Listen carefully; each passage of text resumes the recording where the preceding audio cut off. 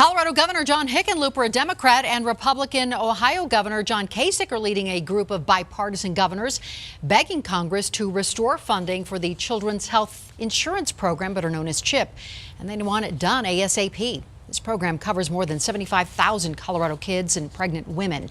The funding will run out at the end of January. And Denver 7's Amanda Del Castillo didn't have to look far to find a family that is going to be impacted if that funding is not restored. CHP Plus is running out of money at the end of January in Colorado. This is only part of a letter that went out to CHIP families in November, one that warned parents they might need to start looking for private insurers. I don't know that a whole lot of our families really understand what's happening yet, which I feel is scary in a different way. A fear Farah Brumandi says doesn't help the stigma surrounding these families. I think that there's a very rough stereotype that is heartbreaking. Are you ready? A stereotype Andrew Montoya doesn't exactly fit. You see, he's an attorney. In my situation, it's because I decided to be an attorney for a nonprofit organization that does not charge clients for representation. A family of 4 under CHIP can earn up to $5,330 a month in coverage. So it's the 2 of us, and then we've got 3 girls. Colorado would be the first to see federal program funding run out. Fingers crossed that Congress will renew. Congressman Mike Coffman today saying he remains optimistic that the Senate will reauthorize CHIP soon. Both of our state's U.S. senators are co-sponsoring a bill that would extend funding through 2022. We're not waiting for the government to take care of us. We are people that don't think that money is the be-all and end-all and want to do some good in the world. You don't want Christmas presents? And joining us now today to talk about some of these issues is Congresswoman Diana DeGette. Thank you so much for being here. Great to be here. We know that, there's a lot going on right now in Washington and here in Colorado. We want to get to a whole lot of topics here, but with CHIP funding, you've been very vocal about this. That's never lapsed before. No, in fact, I worked on CHIP when I was a brand new congresswoman with Newt Gingrich. It's always been bipartisan. We've always been able to reauthorize it. What's happened this year in the House bill, the House Republicans have funded the CHIP program by cutting other programs that help people, cutting the Affordable Care Act, the Prevention Fund, means testing, Medicare, and some other really important health care programs. So we're saying if you're going to give a $1.5 trillion tax cut, mainly to rich people and corporations, at least you can do is give these working families health insurance for their kids. What makes me so sad, this is all happening right during the holiday season when parents are beginning to worry they're not going to be able to insure their kids, and so they're saying, am I going to get health insurance or am I going to make Christmas for my family? And realistically, what do you think will happen with this? I would have thought, CHIP expired in September. I would have thought it was a no-brainer that it would have been reauthorized for 5 years then. I really don't have any idea what the leadership intends to do. Let's switch to net neutrality. You wanted the vote canceled.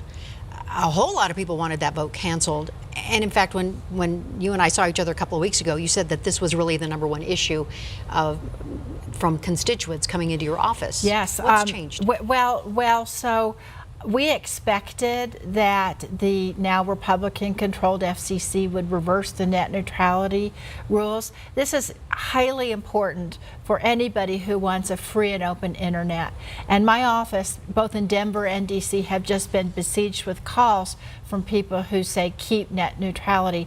I helped to lead a letter to the FCC this week asking them to at least delay the implementation so they could really get comments from people, but of course they refused to do that. So there will be lawsuits now. We see lawsuits pending, and this order goes so much farther than even the further law before the Obama era rules. We think that they have a good chance in court, but we're also looking at some congressional responses we can take.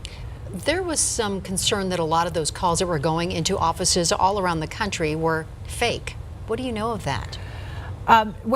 What we were concerned about was a lot of the calls going into the FCC were fake because they said that they had gotten an overwhelming number of calls saying to reverse the net neutrality order, but then when they started researching it, they found out a lot of those calls were supposedly from people who were on the other side of the issue. So they were, the calls I got were completely honest and legitimate. It was the calls that the FCC was saying supported the reversal. That's one reason why we wanted to have it extended, so we could get to the bottom of it. And I know 19 Colorado communities are considering city-run broadband internet. Yeah. So what would this ruling do to them? Well, I think it's a little unclear right now what it would do to them, but it is such an overreaching ruling that it may prevent them from exerting their local control, which is one of the issues I think we'll be talking about in the lawsuits. Let's switch to the FBI. We've been hearing the president say the FBI is in bad shape. Is that true? As near as I can tell, the FBI is the quality law enforcement agency it always has been in this country. Is there any reason we should be concerned about the status of the FBI? Absolutely not. There were some hearings this last week, and in Congress, and some of the highest Department of Justice leaders and others said the FBI is absolutely fine. I think whenever the president starts to get worried about the Mueller investigation, he just wildly starts attacking our wonderful government agencies. There's nothing wrong with the FBI. Roy Moore losing out to Doug Jones in a red state. How are you reading that? I'll tell you what, the election on Tuesday gave me a renewed sense of faith in the American public, that they stood up and said, we are not going to elect somebody who's a child molester to the U.S. Senate, and that they went to the polls. We saw the same thing in November. And I think that the American public is now realizing we're not that kind of country with people like Donald Trump or Roy Moore who would be so anti-woman, who would be sexual offenders. And I think that it was a really gratifying day. I think Doug Jones is a really quality man, and he's going to be a quality senator. So with all of these accusations out there, what is the appropriate way to handle these cases when we're talking about elected officials here? Well, I've actually been part of a working group in Congress talking about how to deal with this. The first thing is we need to believe the women. I think for many, many years people didn't believe women, so they just didn't say anything. But it's also important that we give due process so we don't get a witch hunt going. The current congressional rules are really a mess. One thing is, if somebody makes a complaint of sexual harassment, they then have to go through 30 days of counseling before they can move forward with their claim. Talk about blaming the victim. And so I used to be an employment lawyer back when I was practicing law. So I'm working with some of my former colleagues here in Denver to help think of ways we can improve the House rules.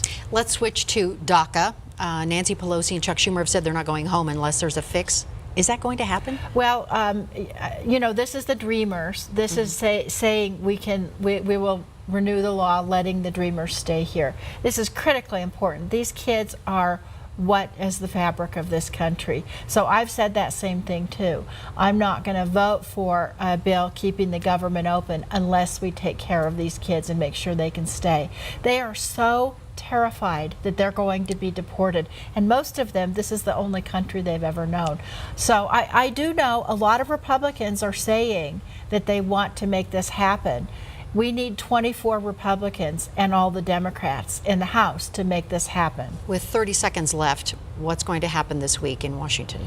You know, I'm not in charge just now. I can't tell you what the Republican leadership's going to do. What I think should happen is that we should defeat this terrible tax bill that benefits the rich and the corporations. We need to enact DACA. We need to expand the CHIP program, and we need to fund the government for the next year. That's what we need to do. We'll be watching. Okay. Congresswoman Thanks. Diana DeGette, thank you so much for your time. Stay with us. We're talking about a proposed mileage tax when we come back.